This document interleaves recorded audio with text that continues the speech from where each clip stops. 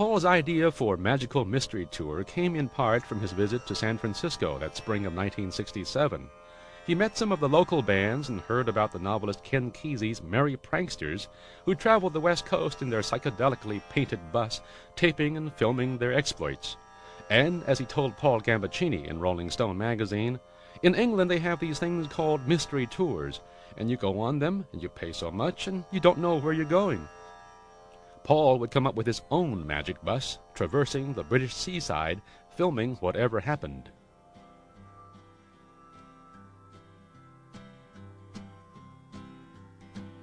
John Lennon called it the most expensive home movie ever made. He said he and the others were just going along with Paul's notion for a television film, but once they got into it, they got into it. John even directed a scene. Ringo took a lead role, and George contributed a song, Blue Jay Way, to the soundtrack. After recording a few tracks in August and September, the Beatles and a cast and crew of 43 took off in the freshly painted Magical Mystery Tour bus to begin filming. Here, by way of Mel's movie camera, we see them in the Cornish resort of Newquay on the Atlantic coast. Although it's obviously cold and windy, there are a number of young women in bikinis. That's because they're working on a scene in which Happy Nat, the rubber man, is chasing young women around an outdoor swimming pool and then up the cliffs in Holywell, just south of Newquay. It took 2 days to reach the Atlantic coast by coach, and although the Beatles' travels were supposedly secret, fans all along their route caught wind of the Magical Mystery Tour. In Devon, 183 miles outside of London, 400 teenagers heard that the Beatles were on their way, and they braved a fierce rain to greet the group. In Newquay, while assistants kept them from screaming, the fans waited and watched and were rewarded with glimpses of all the Beatles.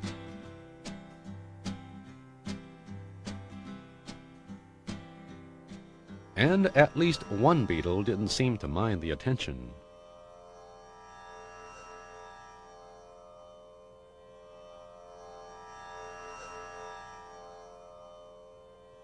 After the film came out, the Beatles admitted that by and large not much happened that was magical.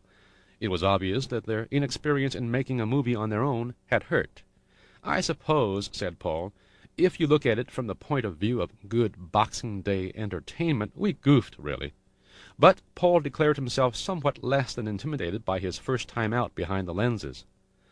"It was really just like making a record album," he said. "We just got a lot of things ready and fitted them together.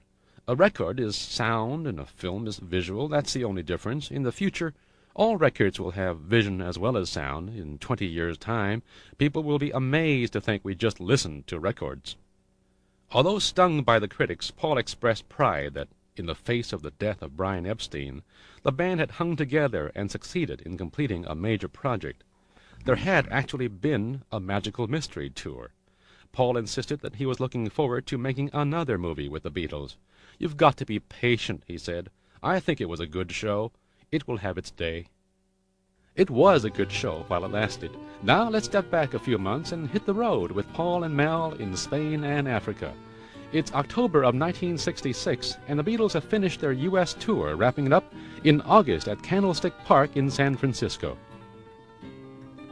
Unbeknownst to the world, it was their last show. The band itself, although wary of Beatlemania, of doing their concerts by rote, wasn't sure. All John, George, Ringo, and Paul knew was that they were exhausted and needed a break. George went to India to study yoga, the musical instrument the sitar, and Indian philosophy. John had a role in Richard Lester's first film after Help. It was called How I Won the War, and filmed in West Germany and in Almeria, in southern Spain just across the Mediterranean Sea from Algeria. Ringo spent time in Surrey with his family and took a holiday in Spain, visiting John on the movie set. Paul wrote the score for a Haley Mills movie, The Family Way. Afterwards, thinking that he too could catch John on location, and taken by surprise, he and Mel Evans drove from France into Spain. But the surprise was on Paul. John had finished his role and returned to London, leaving Paul with some time on his hands before he was due back in the studios. "Well, let's just continue on," he told Mel. He'd heard of a relatively new phenomenon. photographic safaris in Africa. They would fly to Kenya, but before doing so, they spent a few days motoring along the Spanish coastline. Both Paul and Mel made silent but expressive, far away from home movies. Traveling by jeep, Paul and Mel Evans soaked up the countryside. In his album Ram, Paul wrote about a dog of his that had 3 legs but couldn't run. Let's see here. 1, 2, 3, 4. Nah, wrong dog.